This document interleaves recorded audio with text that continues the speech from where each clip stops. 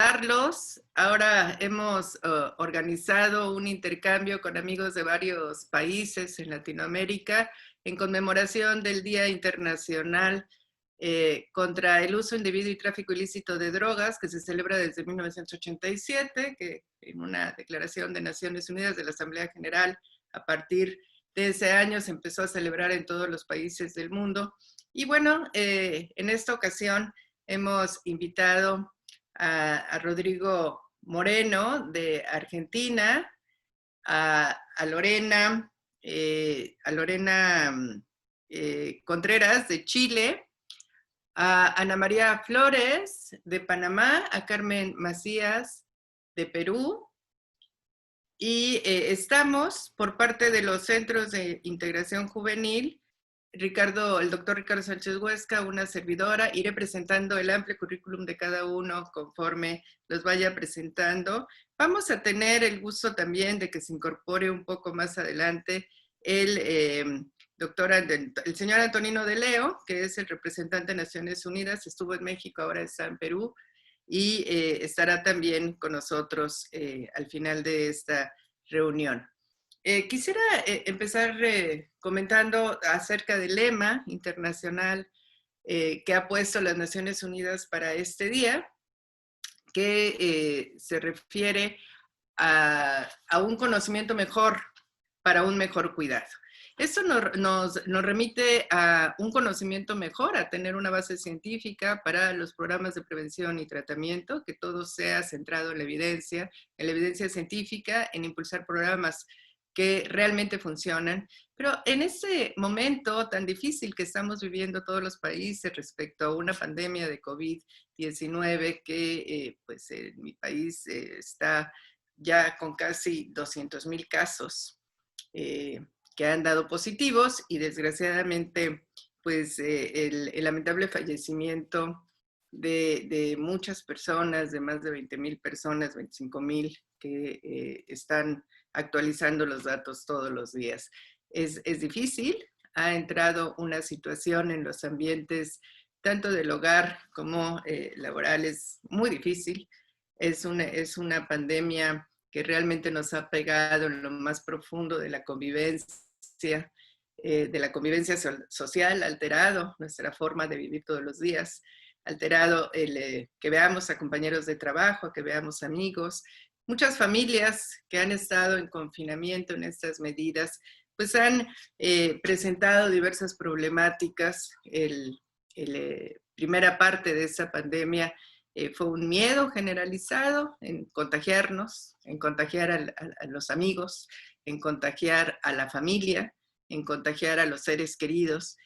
Y conforme ha ido pasando la pandemia, precisamente con el mayor conocimiento y tener la claridad de las medidas con las que nos podemos cuidar, no termina de estar el miedo, pero por lo menos ya no es gran estrés, gran ansiedad. Ahorita hemos pasado hacia un momento en donde o hay personas que se quedaron con una ansiedad extrema, casi pánico, y entonces no quieren ni siquiera salir. El retorno a las actividades en mi país está recién iniciando. Conforme ven la situación, las autoridades sanitarias vuelven a poner los distintos alertas sanitarias de poder o no poder salir en los distintos lugares de nuestro país.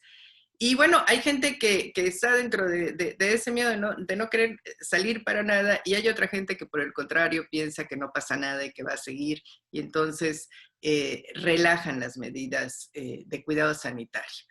Esto lleva a más contagios, entonces lleva más miedo, es una incertidumbre muy fuerte. El estrés derivado de toda esta situación pues lleva a algunas veces depresión, otras veces intolerancia de los adolescentes, de los niños, llanto, diferentes conductas, y entre ellas yo me quiero referir especialmente al aumento de consumo de drogas y de violencia familiar. Muchas familias que se han visto en confinamiento, muchas mujeres que han estado con la pareja, terminan siendo violentadas de por sí. La mujer en todo este proceso de la adicción siempre ha estado en desventaja, está en desventaja aún a pesar de todos los avances de género que se han tenido en los países. la vida es más difícil para las mujeres en el proceso adictivo pues empiezan a consumir, muchas adolescentes y muchas mujeres adultas, sobre todo por la pareja consumidora. Es un hecho que las mujeres que tienen pareja consumidora son objeto de violencia mucho mayor que las que no tienen pareja consumidora. El problema fundamental en todos nuestros países latinos, por supuesto que es el alcohol, pero de acuerdo al informe mundial, el último de Naciones Unidas, que precisamente el día de mañana se presenta en mi país y se está presentando por las Naciones Unidas, pues también las mujeres están en desventaja de acudir al tratamiento. La tercera parte de las personas que consumen drogas, que según el informe, pues ya son una gran cantidad, ha aumentado del 2018 del 2009 al 18 aumentaron un 30% el consumo, sigue aumentando el consumo, la tercera parte son mujeres, de 269 millones de consumidores. De todas estas mujeres que representan la tercera parte de las que necesitan tratamiento, solo la quinta parte recibe tratamiento.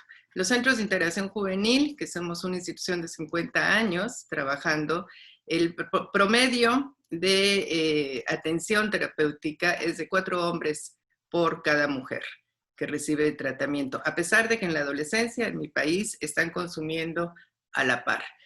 Desde los procesos de producción, de tráfico, de comercialización y de consumo, la mujer está en una gran desventaja en todo eso. Muchas mujeres se insertan en los procesos de comercialización y tráfico por ser amas por ser madres, por sus hijos, por ser las jefas de hogar, que no tienen otra opción de serlo. Y muchas mujeres entran al consumo, repito, por la pareja consumidora, además de recibir más violencia. En el confinamiento eso ha visto realmente muy acelerado, muy acentuado. Yo les traigo algunos datos. De acuerdo a estimaciones de la OMS, se espera el 60% de aumento de violencia. Ya se ha ido registrando en muchos países, sobre todo en países latinos. El Fondo de Población de las Naciones Unidas estima que 31 millones de mujeres estarán sufriendo violencia. En mi país,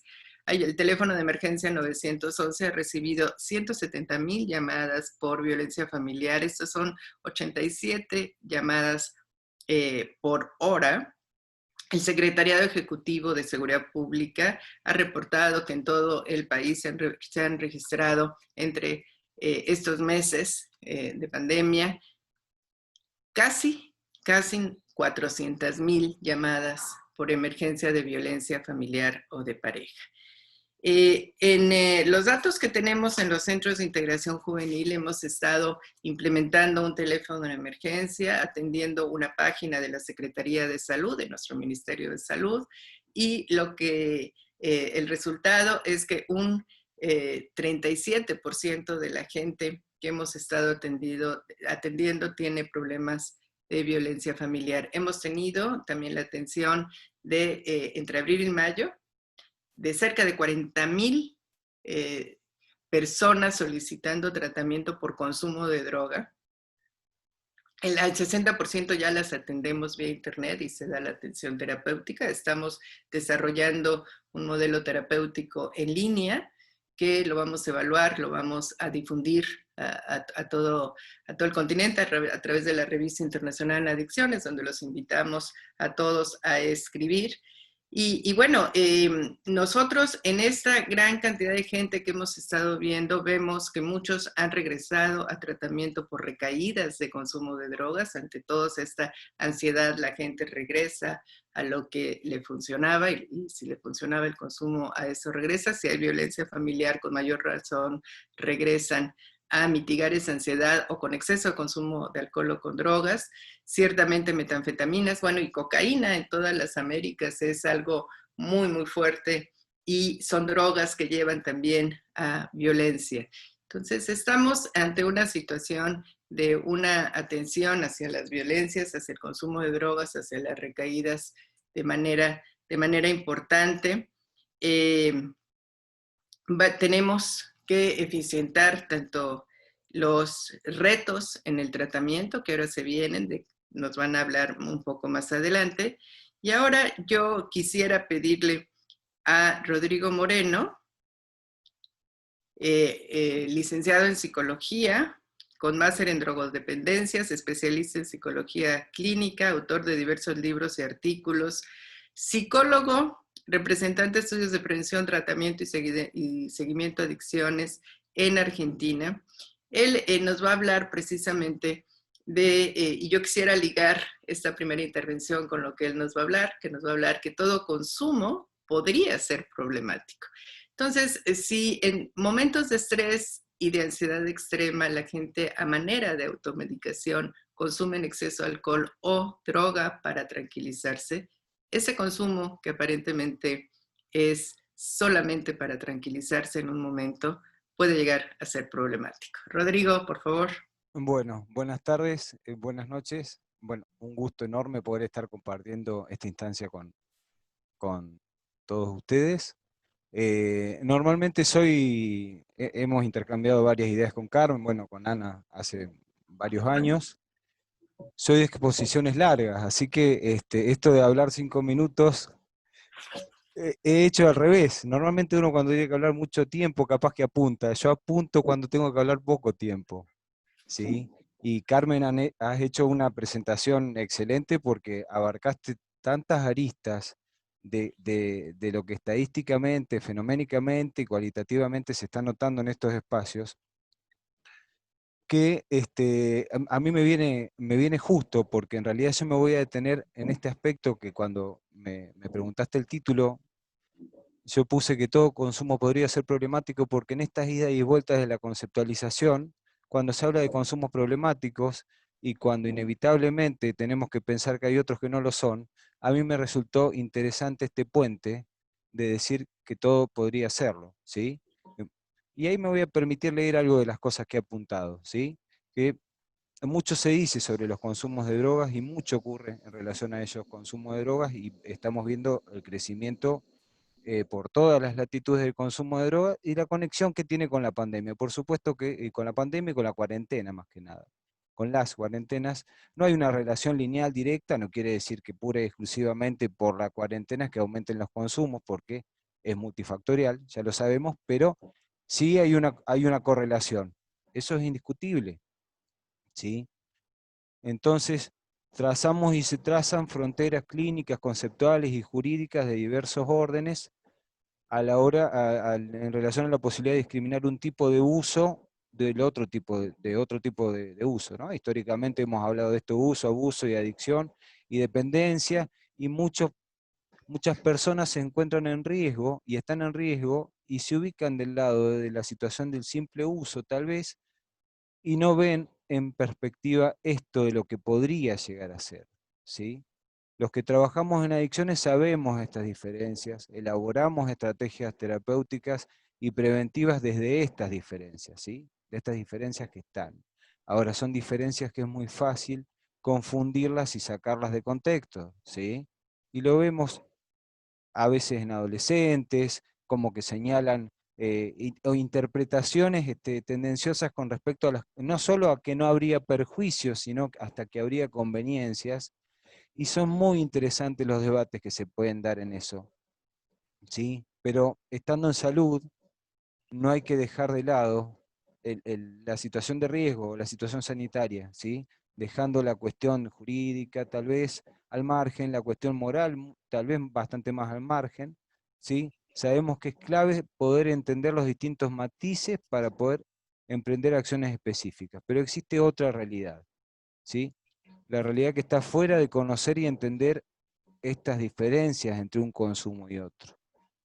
Y también porque sabemos que esas diferencias pueden borrarse y desaparecen si alguien empieza a sostener y aumentar aquello que en principio podía presentarse como inofensivo. Esto que decimos de, bueno, tanta producción, y hoy lo vemos a través de las redes, revistas y distintos espacios, en relación a entender a la práctica como inofensiva y algo tal vez mucho peor como conveniente, ¿sí? en este fenómeno mundial tan complejo y particular que le toca transitar a la humanidad, pensamos que es elemental volver a mirar hacia adentro, volver a valorar todas aquellas que no mirábamos o dejamos de mirar, ¿sí? Los aspectos que tienen que ver con la posibilidad de hacer algo muy positivo de una situación que se presenta de una manera tan lamentable.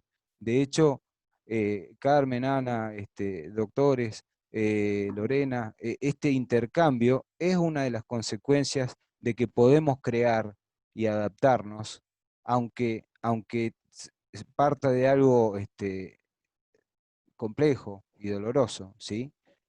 Cuidarnos y aprender y ayudar tienen que ser fundamentales siempre, pero hoy más que nunca, ¿sí? Y como cierre, y me hago el margen de los relatos extensos, ¿sí? Como cierre y a colación de lo antedicho, es que si bien sabemos que no todo consumo es problemático, cierto es que si alejamos nuestro ser de todo lo que nos protege y desarrolle, de todo consumo podría ser problemático ahí, ¿sí? Queremos tender puentes donde había abismos, ¿sí? Si me permiten esa frase, me parece interesante. De hecho, estamos teniendo puentes en este momento. ¿Sí? Imagínense si hubiésemos tenido que hacer esto presencial, que hubiese sido muy interesante, tal vez no lo claro está que en este momento no lo podríamos haber hecho, ¿sí? Así que, bueno, quería señalar esto, ¿no? Lo potencial en algo que parece inofensivo, y lo potencial también en algo que inició dolorosamente como esta situación mundial.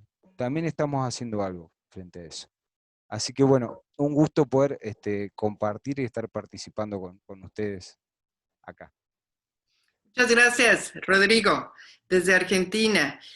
Ahora vamos a escuchar desde Chile a Lorena Contreras, psicóloga, que tiene máster en drogodependencia, diplomado en neurobiología de las adicciones, es terapeuta familiar, también al igual que Ricardo y yo, habremos 3 terapeutas familiares aquí, especialista en prevención de consumo de drogas, trabajó 17 años a cargo de programas de prevención en la Universidad Católica, actualmente es terapeuta y coordinadora técnica de prevención de adicciones en la Clínica Psiquiátrica de la Universidad de Chile, es presidenta del capítulo ISUP Chile, y permítanme decirles que ISUP es de la International Society of Substance Use Professionals, que es una sociedad que se ha hecho a nivel mundial de los 5 continentes. Hay especialistas en la atención a las adicciones que nos hemos unido en muchos foros. Lorena es la representante del capítulo Chile, una servidora, Carmen Fernández, soy la representante del capítulo en México, además de directora general de los Centros de Integración Juvenil. Y entonces ahora vamos a tener el gusto de que Lorena nos hable de los desafíos de la prevención del consumo de sustancias en niños, niñas, adolescentes en el contexto actual. Un gusto, Lorena, gracias.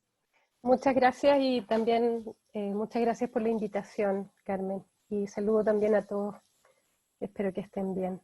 Yo también, al igual que Rodrigo, traje notas porque 5 minutos es un desafío y no quiero sobrepasar este tiempo y aprovecharlo.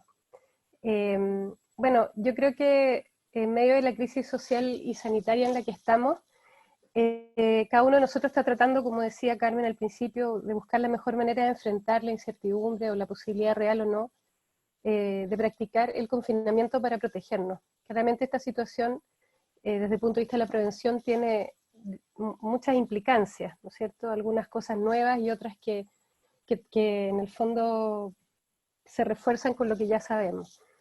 El aislamiento social claramente puede ser un factor protector del consumo, pero también, como mencionaba también Carmen al principio, es una fuente de estresores y ya estamos empezando a ver que se agravan ciertos problemas psicosociales. Desde el punto de vista positivo, la pandemia en prevención nos obliga a detenernos, a ralentizar la vida, a volcarnos en nosotros mismos, en nuestra familia. Nos podemos conocer más, conocer mejor a los niños, estrechar los vínculos, ¿no es cierto? Mejorar la coordinación con nuestros vecinos, en el fondo fortalecer la convivencia social.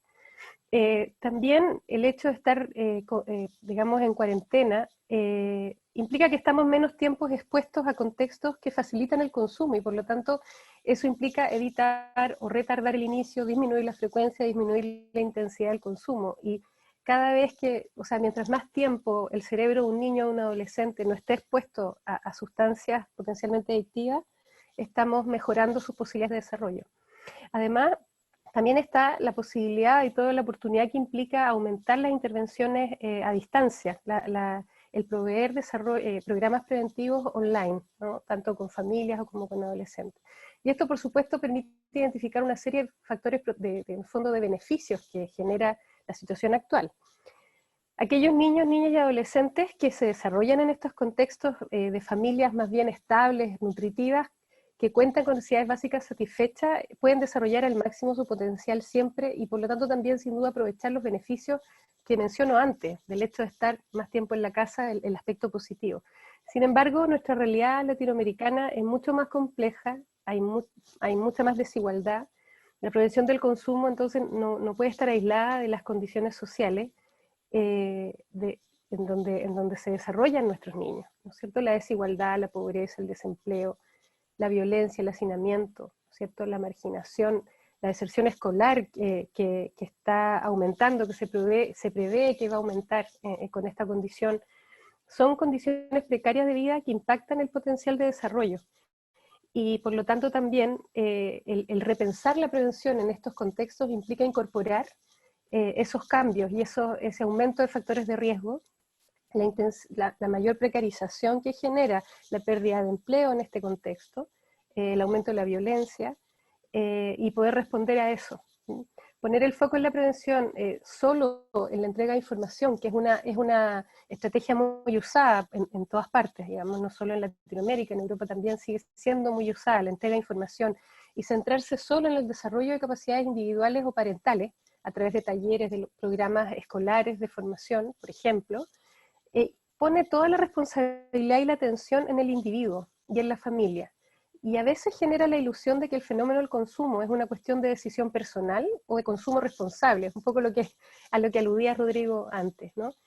Y eso es tremendamente injusto, cuando nuestras condiciones de desarrollo son no ideales, por decirlo de alguna manera, pues la capacidad de decisión, aunque está limitada, es posible solo o plenamente en aquellos contextos en donde el desarrollo es positivo, en donde hay ambientes familiares nutritivos para el crecimiento de los niños. Entonces la situación actual de pandemia, la necesidad de confinamiento sin un apoyo real a las familias más vulnerables, genera el dilema de que quedarse en casa significa aumentar algunos aspectos de la precarización, implica no generar recursos para sobrevivir, implica exponerte a mayor violencia, sin embargo, salir expones tu vida en el fondo, ¿no es cierto? Entonces, además, se agravan los problemas de salud mental, aquí en Chile por lo menos lo estamos viendo, hay muchos artículos en relación, nuestra salud mental tiene indicadores horribles, en niños también, nuestros niños, y uno puede ver que el confinamiento, el no poder estar con sus amigos en un contexto de educación social, digamos, en un contexto social de aprendizaje, está afectando claramente su salud mental, ¿ya? ¿Y cuál es el desafío? Yo en realidad creo que nadie ha enfrentado esto antes, por lo tanto es muy difícil decir qué es lo que hay que hacer. Sin embargo, sí sabemos que hay mayores condiciones de estrés, hay mayor vulnerabilidad psicosocial, hay mayor daño a la salud mental, y por lo tanto tenemos que también echar mano a lo que sabemos, que puede orientar un camino un poco más seguro, digamos, en lo que se viene, en esta nueva vida que estamos empezando a andar, ¿no? Sabemos que es necesario generar sistemas de prevención complejos y robustos, trascender las actividades preventivas o las buenas intenciones, ¿cierto? Tener un fuerte apoyo gubernamental cuyo norte sea la promoción del bienestar y el desarrollo integral de nuestros niños. El apoyo gubernamental debe permitir sostener implementación de intervenciones a largo plazo y que la implementación sea a nivel local, ¿no? Sobre todo en grandes países, como yo pienso México, Brasil, Chile también, ¿no? Con realidades tan diversas. Los líderes locales son quienes mejor conocen a su gente, los determinantes sociales, los factores protectores y de riesgo, y por tanto también pueden reaccionar de manera más rápida a las necesidades actuales, ¿no? Más que cuando eso se hace a nivel central. Además, es importante ir más allá, en el fondo, de las actividades y comenzar a tomar decisiones basadas en evidencia. Carmen lo decía al principio, tenemos en prevención también un cúmulo de conocimiento, tenemos guías, estándares de calidad, guías que nos dicen qué hacer y cómo hacerlo, ¿cierto? Entonces, también es importante involucrar en la planificación a distintas agencias del Estado, ¿no? Líderes sociales, no solo desde el enfoque del control o desde el enfoque de la salud, sino también involucrar a otras agencias, líderes locales, el sector privado, los investigadores que nos pueden dar luces si acaso lo que estamos haciendo tiene los efectos deseados, o estamos haciendo una adecuada adaptación de programas basados en evidencia extranjeros, que son la mayoría, ¿no? Y también la sociedad civil. La ciencia, en el fondo, permite identificar conductas específicas, procesos mediadores, estrategias que intervienen y nos pueden orientar a ver de qué manera incorporamos lo que tenemos con la nueva realidad, ¿ya? Y un último aspecto que quiero mencionar es que no nos olvidemos que el adolescente, su corteza prefrontal está en desarrollo, por lo tanto, el juicio, la evaluación del riesgo, el control cognitivo de las emociones lo hace más sensible, es más inmaduro, y eso lo hace más sensible a la recompensa y a los factores sociales. Este fenómeno es lo que permite que crezcan, que salgan al mundo, ¿cierto? Que se desarrollen, que se independicen, pero también es la base del riesgo para el consumo de drogas. Muchos jóvenes usan sustancias para enfrentar la vida, ¿no? Las condiciones estresantes, para sentirse mejor, para regularse emocionalmente, sobre todo las mujeres. Y también está esto fuertemente influido por la cultura y por el marketing de la industria que los tiene a ellos como target, ¿no?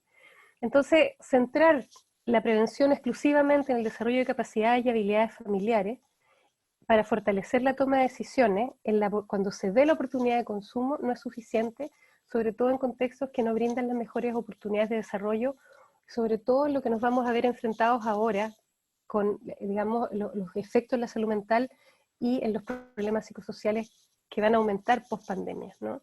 Las estrategias ambientales yo creo que pueden ser una buena respuesta, modifican las oportunidades de desarrollo y también las oportunidades de consumo. Promover leyes que obstaculicen el acceso, intervenir en normas sociales, promover conductas saludables, regular el marketing, la disponibilidad. Todo eso, todo lo que nos orienta a cambiar el contexto de consumo, nos va a permitir a afectar la decisión antes, o sea, en la situación antes de que el joven tenga que decidir, ¿no? Antes de que se dé la oportunidad. Es muy importante intervenir los entornos de pobreza y la desorganización comunitaria, porque de esa manera mejoramos las condiciones de desarrollo.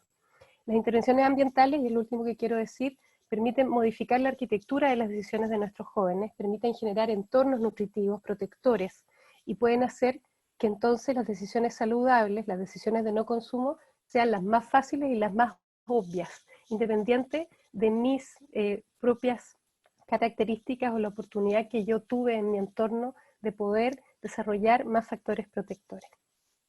Muchísimas gracias, Lorena, por tu intervención tan acertada. Gracias respecto a los retos de la prevención. Ahora vamos a oír acerca de los retos de tratamiento por uno de los expertos de Latinoamérica más reconocidos y quien ha investigado durante pues ya casi 40 años, el doctor Ricardo Sánchez Huesca, quien es doctor en Psicología Clínica por la Universidad Autónoma de México, psicoterapeuta, terapeuta familiar, especialista en adicciones, autor y coautor de varios libros, investigaciones, artículos, también editor de la Revista Internacional en Adicciones, una revista de investigación de los Centros de Integración Juvenil, reconocida por el CONACYT, es indexada, los invitamos a escribir también ahí, y es director general adjunto, tengo el gusto de trabajar con él, es director general adjunto de normatividad en los Centros de Integración Juvenil. Ricardo, tienes la palabra. Pues muchísimas gracias, Carmen. Muy buenas noches a todos. Primero quiero decir que es un honor y un placer estar compartiendo este conversatorio con mis queridos amigos como Carmen Macías, como Antonino de Leo, como pues mi misma jefa, la doctora Carmen Fernández, y con panelistas tan distinguidos como Rodrigo, como Lorena y Ana. De verdad es un placer Igual que ellos, para mí fue un enorme reto de plantar en 5 minutos qué es lo que pasa con tratamiento, ¿no? Ante la pandemia COVID-19, así que yo me permití escribir unas cosas que en este momento las comparto con ustedes. Hay evidencia que los usuarios de sustancias pueden tener mayor riesgo de contagio al COVID-19 y en tal caso presentar cuadros clínicos graves debido a la alta prevalencia de comorbilidad física y mental en esta población. Esta puede ser previa al consumo de drogas, efecto de la sustancia o producto del modo de consumo, si es fumado, vapeado, inyectado, por ejemplo. Su condición de vulnerabilidad hace pues indispensable la disponibilidad del tratamiento. No obstante, debido a las medidas sanitarias para controlar la pandemia y disminuir riesgos de contagio entre pacientes y en el propio personal sanitario, los servicios ambulatorios y hospitalarios se han visto obligados a reducir áreas físicas de atención con el fin de ampliar la distancia social y también, cuidando a los cuidadores, limitar la presencia del personal médico con factores de riesgo como edad avanzada, hipertensión, diabetes, sobrepeso, entre otros. La solución para continuar proporcionando el servicio, mayormente a distancia, ha sido el uso de la tecnología móvil digital a través de llamadas, videollamadas, WhatsApp y otras herramientas tecnológicas como Zoom, Skype, Messenger. Este cambio no ha sido meramente instrumental. Ha requerido modificaciones al estado del arte de la psicoterapia, impactando el encuadre del tratamiento, como la frecuencia y duración de las sesiones, entre otros, buscando ajustar el procedimiento clínico a la condición social virtual del paciente y su familia. En nuestro hemisferio, aunque un amplio número de personas cuentan con teléfono, su acceso a Internet es reducido, al igual que a la computadora. En México, menos del 50% de los hogares tienen una computadora y donde existe, es compartida entre diversos miembros de la familia. Aunque conscientes de las disparidades que afectan a personas de bajos ingresos que no tienen acceso ni siquiera a la tecnología básica, los medios digitales han sido el camino regio para continuar ofreciendo tratamiento a un amplio sector poblacional. Hace un momentito comentaba la doctora Fernández que hemos atendido a 40,000 personas de esta manera y el 60% por medios digitales. La intervención psicológica a distancia hace surgir ahora interrogantes que los especialistas en psicoterapia tendremos que reflexionar para hallar posibles respuestas. Un ejemplo, múltiples investigaciones sobre tratamientos psicológicos exitosos, incluyendo teorías y técnicas diversas, han llegado a la conclusión que el factor fundamental para alcanzar la mejoría o curación es la relación con el terapeuta. En esta modalidad, a distancia, cabe preguntarse, ¿cuál es el vínculo relacional que se establece con una voz, con un texto o en el mejor de los casos con una imagen? ¿Cuál es el concepto de privacidad en una sesión terapéutica virtual llevada a cabo en casa, donde probablemente estén presentes otros miembros del grupo familiar? ¿Cuáles son los temas íntimos posibles de exponer a través de medios virtuales en un adolescente preocupado por su sexualidad o en una pareja con violencia? Esta pandemia y la tecnología aplicable para continuar proporcionando atención hacen surgir múltiples interrogantes a las teorías y procedimientos hasta ahora dominantes en las psicoterapias presenciales. Seguramente saldremos enriquecidos de este periodo de crisis, totalmente de acuerdo con Rodrigo, ya que nos demanda apertura al cambio y a sortear obstáculos. En ese sentido positivo, las herramientas tecnológicas nos han permitido accesar a nuestros servicios a personas y familias que habitan en localidades apartadas o muy lejanas de nuestras clínicas, pudiendo realizar terapias familiares y aún intervenciones grupales que de otra manera hubieran sido casi imposibles por la distancia, el tiempo o el costo del transporte. Este enfoque de telemedicina, servicios de atención médica y psicosocial a distancia, serán fundamentales para atender el previsible aumento de problemas de salud mental, incluidas las adicciones, ocasionados por el confinamiento prolongado, distanciamiento social y la recesión económica esperable. servicios de salud mental combinados, presencial y a distancia, sincrónicos, con comunicación en tiempo real, y asincrónicos, en distinto espacio de tiempo, son el presente y serán el futuro para hacerlos accesibles a las múltiples realidades sociales de los usuarios de sustancias y sus familias en nuestro hemisferio. Construyamos juntos nuevos marcos conceptuales y metodológicos al respecto. Muchas gracias. Muchísimas gracias, Ricardo. Muy interesante esa participación respecto a los retos de tratamiento. Bueno, y ahora me va a dar mucho gusto presentar a la psicóloga Ana María Flores de Panamá, secretaria ejecutiva de Centroamérica y el Caribe de la Sociedad Interamericana de Psicología, expresidenta de la Asociación Panameña de Psicólogos. Ella va a hablar de salud y justicia para la juventud. Adelante, Ana María. El micrófono, tu micrófono, activa tu micrófono. Ahí. Me sumo al doctor a mis apuntes y con mucho gusto, muchísimas gracias. El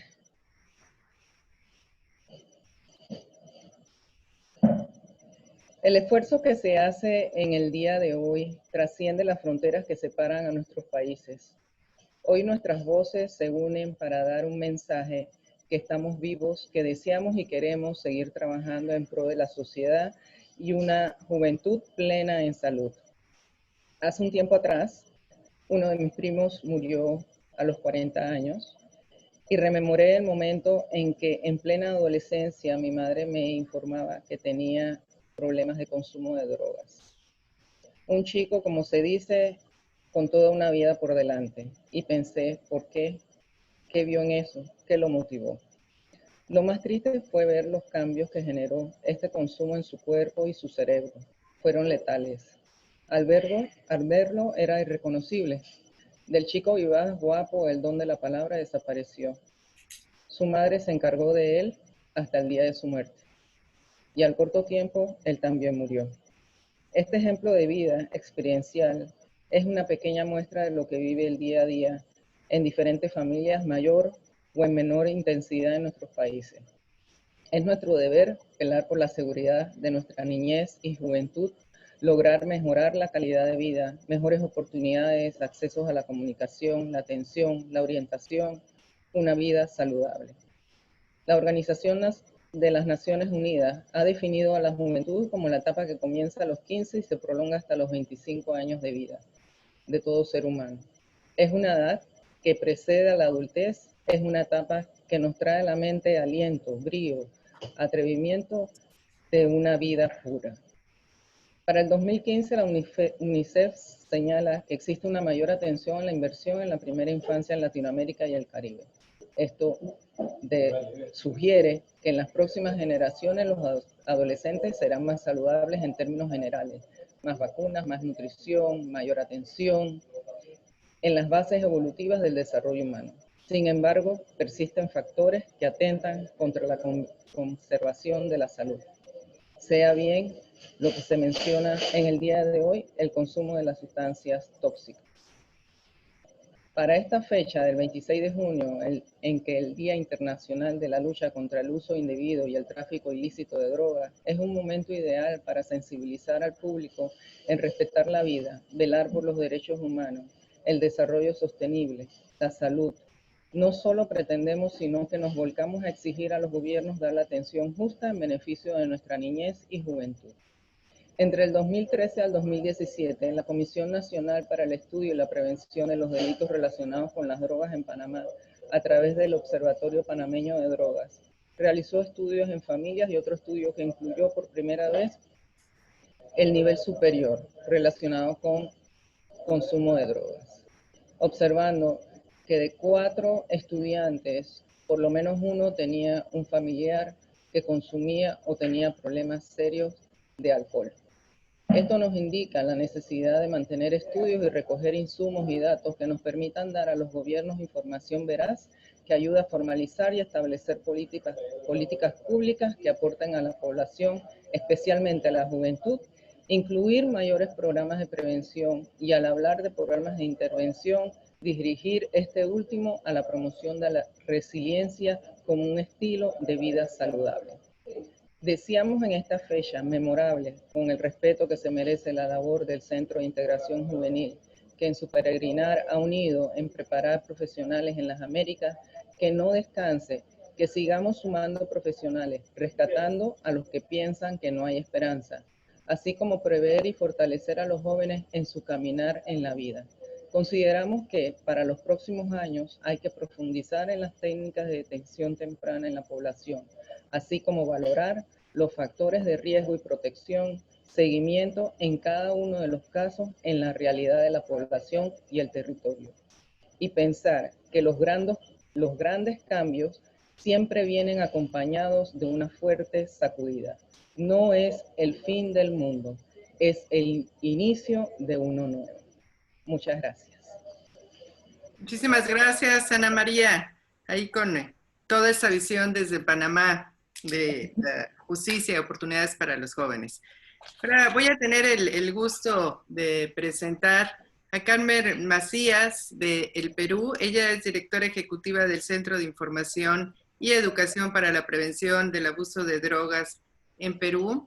Carmen, bueno, tiene un currículum tan extenso que podríamos quedarnos aquí el resto de la tarde. Realmente, bueno, ella ha dirigido cabida también las políticas de drogas en el Perú, además de que tiene muchísimas publicaciones. Y si yo quisiera presentar a Carmen de alguna manera, le diría que es una persona que se da a querer en cuanto uno la ve. La queremos en toda América Latina. Un saludo también al queridísimo Alejandro Basilaki. Y te dejo la palabra. Ella va a hablar de una visión integral de políticas públicas en la responsabilidad global compartida. Gracias, Carmen. Mil gracias, Carmen. Es una felicidad realmente verlos, a ti, a Ricardo y por supuesto a todos los otros compañeros que nos están acompañando. Acá Alejandro les manda saludos, está a mi lado también, no está en pantalla, pero está con el corazón también con ustedes. Gracias mil, Ricardo y Carmen, por la invitación y por el excelente trabajo que hacen los Centros de Integración Juvenil en México. Bueno, hablar de políticas públicas sobre drogas es realmente muy difícil con todos los problemas y las carencias y la falta de equidad que tienen nuestros países. Pero yo quisiera centrarme en algunas ideas fuerza, ¿no? Sobre la integralidad y el sentido de globalidad. En primer lugar, hoy más que nunca, las políticas de drogas tienen que estar alineadas con estrategias globales, con los objetivos del desarrollo sostenible, y tienen que mirar a la agenda del 2030. Es decir, no podemos nosotros hacer políticas de drogas que estén desligadas y que no tengan cierta consecuencia con una agenda mundial. A pesar de que cada país tiene sus características, Perú es un país que tiene 500 toneladas de drogas cocaínicas al año, sin embargo, tiene que existir un ente rector, ¿no? que son las Naciones Unidas. Ahora, es fundamental también tomar en cuenta la red de factores, ¿no? en el asunto de drogas, y concuerdo totalmente con Lorena Contreras de que tenemos que cambiar los ambientes, tenemos que cambiar los territorios, ¿no?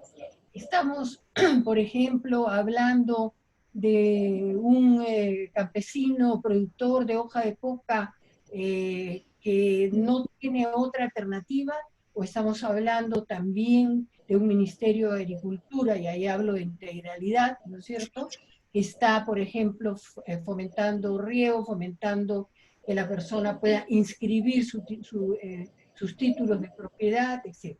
O estamos hablando, como decía Carmen, de mujeres golpeadas por la violencia, esclavizadas por el narcotráfico, o de mujeres en las cárceles, pero sin ninguna posibilidad de una política pública que las encamine luego a reinsertarse en una sociedad y que las entrene en un trabajo legal para que cuando ellas salgan puedan sostenerse ellas y sus familias, ¿no?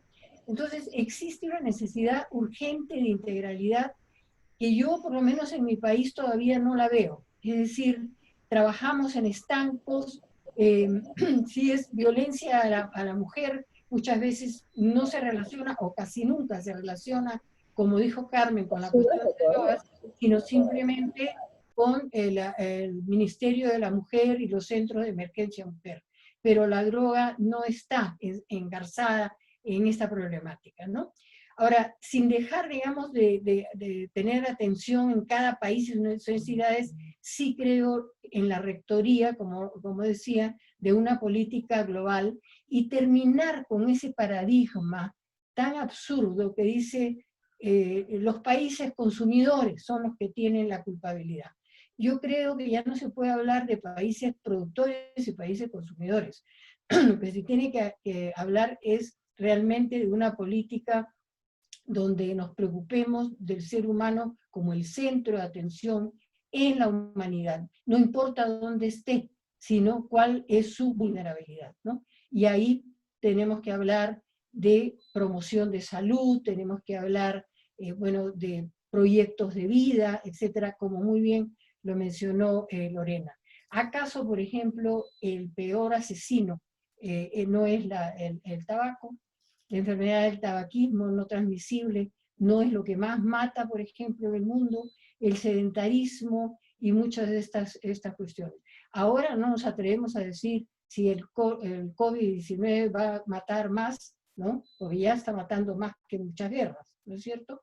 Pero bueno, pero lo que trato de decir es que el asunto de las drogas no puede verse de manera aislada a otras variables que tenemos que son estructurales en realidad y que tenemos que cambiar. Y esta pandemia, y como muy bien lo ha dicho Carmen Fernández, esta pandemia ha revelado con más, digamos, crueldad estas necesidades que no han sido cubiertas, no por décadas, sino realmente por siglos. Si me pudieran poner la otra lámina, por favor. Ese sentido de globalidad, como digo, debe terminar con la culpabilidad de los países consumidores y esa dicotomía entre producir y consumir.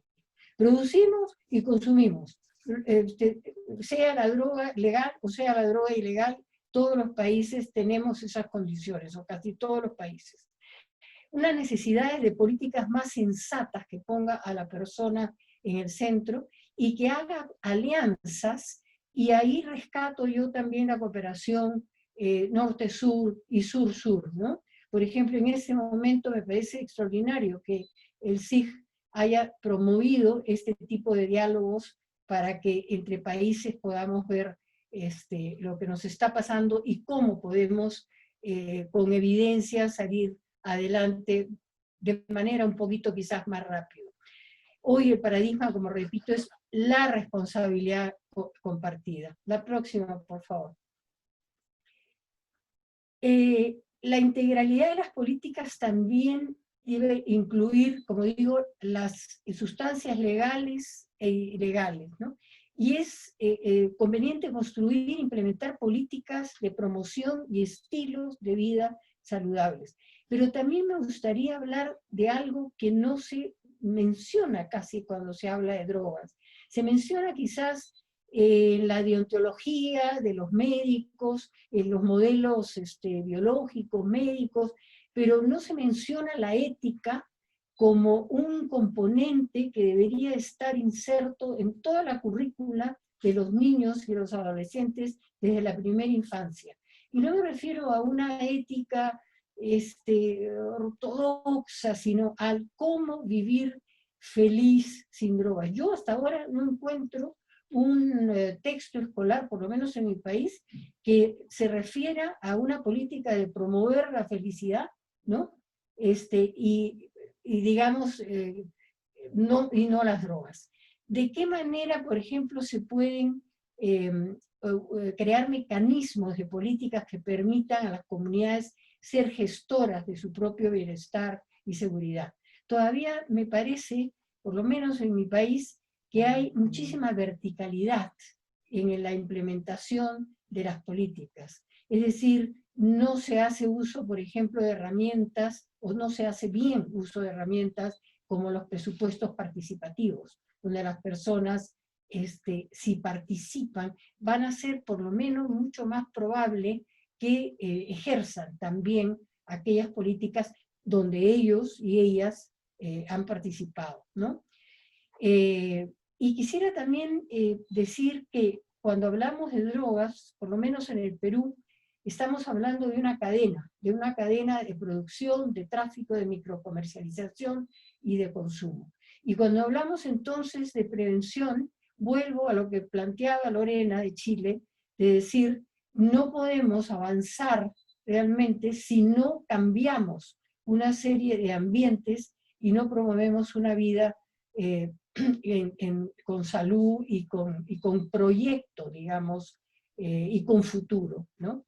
Creo que hay una lámina más, no recuerdo si hay una lámina más. Bueno, puede que esta es la gran pregunta, ¿no? ¿Puede cada país enfrentar en soledad el asunto? Yo creo que no.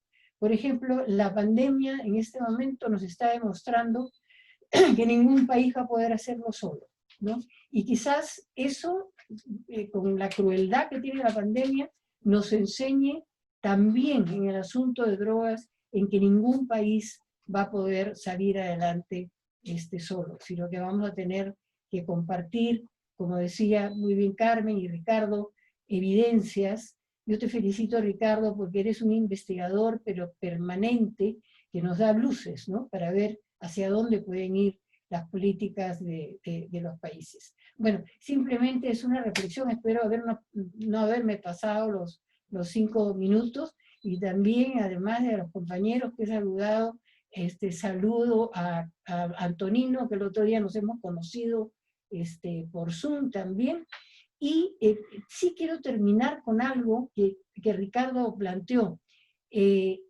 La conectividad es un derecho humano, y es un derecho humano que todos merecen. Y el mundo va a caminar mucho más a la digitalización. Y en mi país, el 7% solamente de la Amazonía tiene internet. Entonces, una política que tiene que ir para promover salud, para prevenir drogas, para tener esa conexión con algún terapeuta, ¿no? No presencial, tiene que ver con la banda ancha, tiene que ver con el poner recursos para la conectividad. Y también oyendo a Ricardo, creo que el país, por lo menos el mío, tiene que poner muchísimo más recursos en todo lo que es investigación en el tema. Les agradezco mucho. Muchas gracias, Carmen. Como siempre, excelente tu presentación. Bueno, realmente les voy a decir que sin ponernos de acuerdo en los temas, salió como de que excelentemente hilado cada uno, desde Rodrigo, que habla de los riesgos de un inicio de consumo adolescente y que a veces por ideologías habla mucha gente de la conveniencia de un consumo y resulta que este consumo pues nunca es conveniente.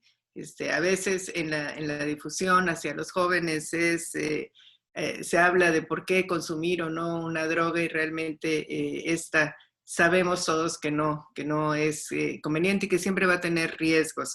Y de ahí, bueno, a los retos en prevención en este momento del contexto actual, y Lorena, que, bueno, comparte con todos los países latinos una serie de desventajas que tenemos en los distintos sectores de nuestras poblaciones, que nos enfrentamos a violencias y la necesidad de tener oportunidades para el desarrollo. Pero me gusta mucho que hable también de que esta pandemia puede ser una oportunidad para una mejor convivencia, para un mejor desarrollo, para un mejor encuentro familiar, para un mejor encuentro, aunque sea a través de plataformas virtuales, y la gran oportunidad que tenemos de desarrollar plataformas virtuales para hacer prevenciones es un gran reto.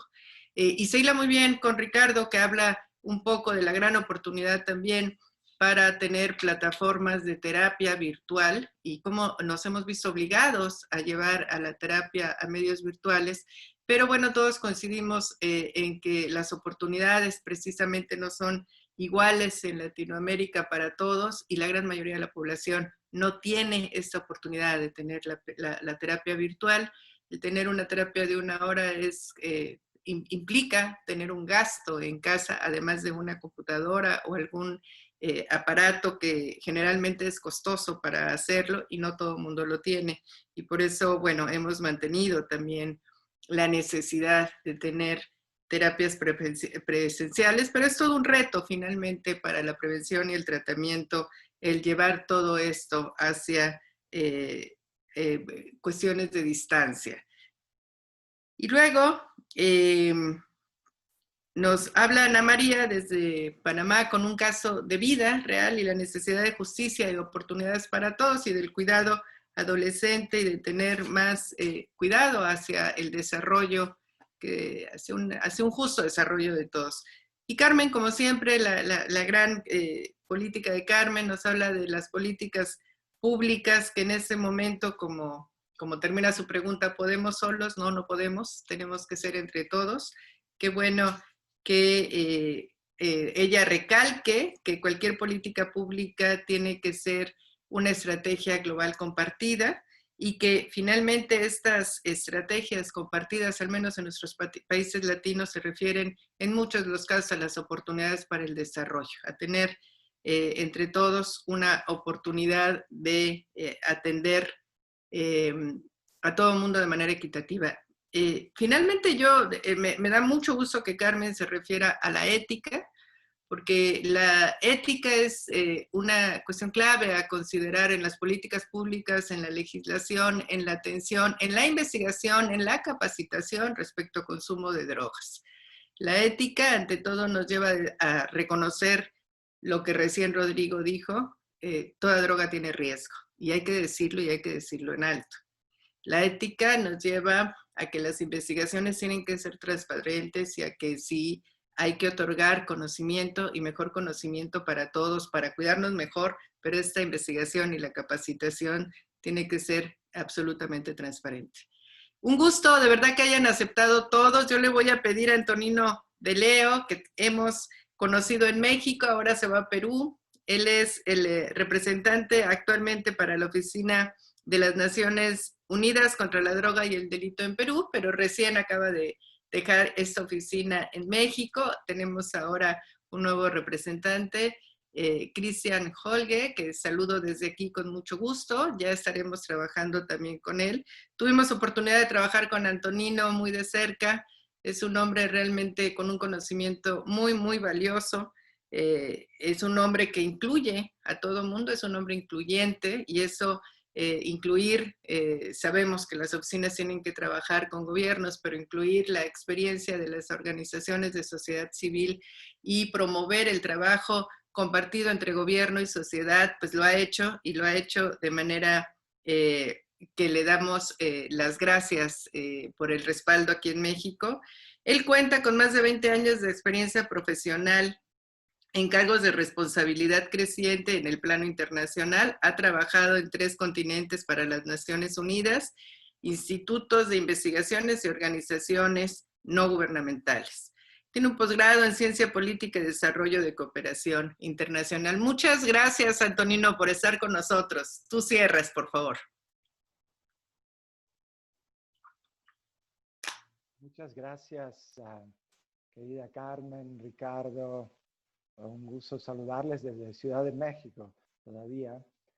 Y para mí es un privilegio, ha sido un gran gusto poder participar y escuchar a todos los expertos y las expertas que nos han acompañado. Y quisiera,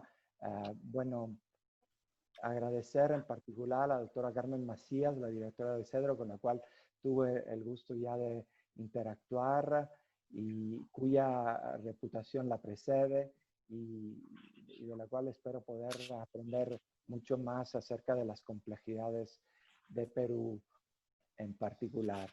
Quiero también saludar con afecto a Ana María Flores, y también a Lorena Contreras y a Rodrigo Moreno, a quienes espero poder conocer personalmente en un futuro próximo.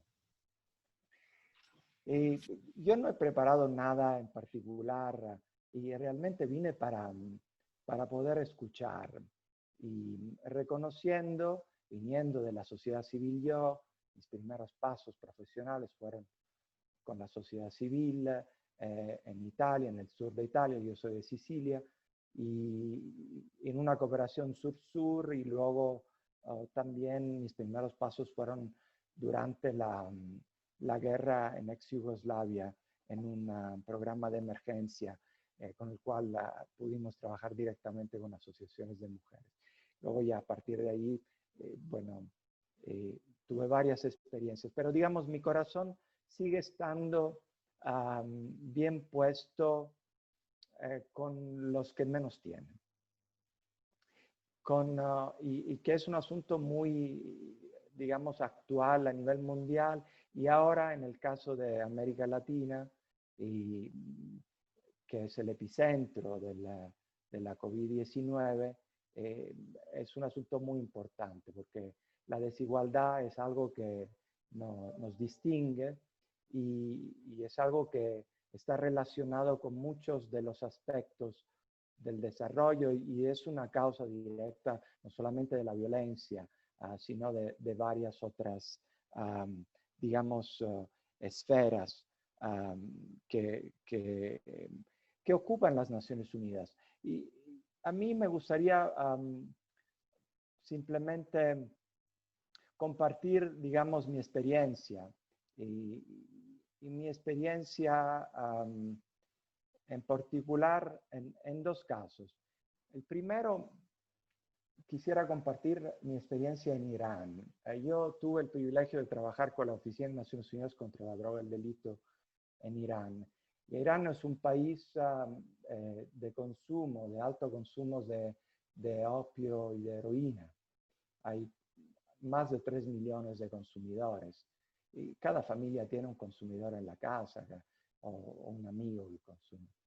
Y cuando yo pude trabajar desde el 2009 ya a 2010, y con mi antecesor también, pudimos lograr convencer al gobierno de que solo no podían con esto. El gobierno tenía en aquel entonces el miedo, todavía sigue teniéndolo, que detrás de la sociedad civil hay complots, hay países extranjeros que quieren fomentar revoluciones o transformaciones. Y realmente pudimos convencer que el tratamiento, la prevención, la rehabilitación se estaba realizando a nivel local y que se tenía que fortalecer y realizar en línea con los estándares internacionales de prevención, de tratamiento. Y pudimos convencer al gobierno. Hoy en día hay más de 600 ONGs en el territorio iraní que trabajan y que tienen experiencias muy valiosas en la prevención, pero sobre todo en el tratamiento del uso de sustancias, en particular opio, heroína y también metanfetaminas. Hay casos extraordinarios también, como el campeón nacional de tiro con arco, que es un exadicto de opio. 3 miembros del equipo de rugby nacional son ex usuarios de heroína. Entonces, sí, el cambio se puede dar y contestando a la pregunta de Carmen Macías, no se puede dar. O sea, el cambio pasa por la unidad. En un momento de crisis tenemos que unirnos, tenemos que reconocer y valorar la labor y el trabajo de cada uno y cada uno de nosotros, de la sociedad civil, de la academia, de los investigadores y de todos los actores que pueden complementar y hasta, digamos, superar la labor fundamental, que sigue siendo fundamental, de los gobiernos, ¿no? Y la segunda experiencia que quisiera compartir es la de mis visitas a comunidades, digamos, vulnerables y productoras de hoja de coca en Bolivia y también de Amapola en Afganistán. Y eran comunidades que se beneficiaban de programas de desarrollo alternativo.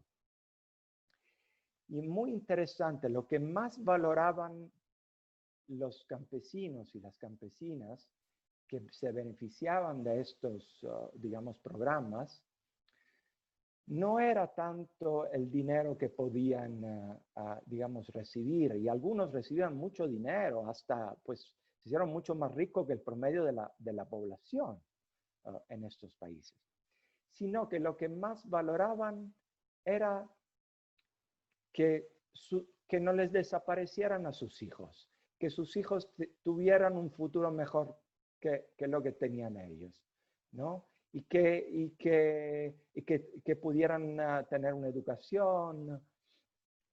Y entonces el tema de la integralidad de las políticas y de las globalidades que Carmen ha mencionado son temas que están muy cercanos al discurso de Naciones Unidas, al discurso del secretario general, de la secretaria general de la Junta, y de la necesidad y de esta pandemia, que esta pandemia nos obliga a mirar al problema mundial de las drogas en una perspectiva que sí habíamos acordado que tenía que tener en su centro el ser humano, que tenía que estar centrada en salud, en línea con los derechos humanos, con mayor atención a prevención y tratamiento, una perspectiva de género que es fundamental, que ha sido abandonada a lo largo del tiempo. Y que eso lo tenemos que hacer solos. No lo podemos, perdón, que no lo podemos hacer solos. Y es una paradoja en un momento en el cual deberíamos tener un gran sentido de unidad y recibir este llamado de unidad que viene del secretario general, pero de otras figuras también internacionales, y de Carmen, y de todos ustedes que se unen para compartir conocimiento. El multilateralismo, la perspectiva global, está bajo ataque. Está bajo ataque y es un momento crítico, es un momento en el cual realmente la promoción de la evidencia científica, de la ciencia, es más importante que nunca. El populismo sigue, digamos, casi triunfando en muchas partes del mundo, sin excepciones. Entonces, nuestro mensaje también para mañana será un mensaje de promoción de la evidencia científica, de la necesidad de invertir más recursos en la evidencia y obviamente la prevención, el tratamiento y en los grupos vulnerables para que nadie se quede atrás, este lema de la Agenda 2030, y un llamado que yo quisiera hacer, sobre todo en el contexto de América del Sur, en el contexto peruano, pero realmente en un contexto que ahora me corresponde. Tendré que coordinar también operaciones en Argentina, en Chile, en Uruguay, en Paraguay, a donde es necesario valorar los esfuerzos de todas y todos y buscar inclusión, participación auténtica y no solamente seguir una línea que viene dictada por arriba. Yo les agradezco muchísimo la oportunidad que me han dado de compartir esas experiencias y sobre todo de aprender mucho de todas ustedes. Carmen, Ricardo, ha sido un gusto y un privilegio para mí conocerles y poder aprender la labor extraordinaria que realiza de más de 50 años los centros de integración juvenil en todos los aspectos y mucha admiración de mi parte. Muchas gracias.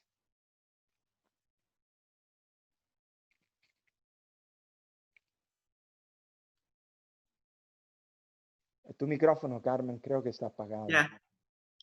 Muchas gracias, Antonino de Leo. Muchísimas gracias a todos por haber aceptado esa conversación. Un saludo a Argentina, Rodrigo Moreno, a Lorena Contreras en Chile, a Ana María Flores en Panamá, a Carmen Macías en Perú. Ricardo y yo les mandamos un abrazo a todos. Nos dio muchísimo gusto estar esta noche con ustedes.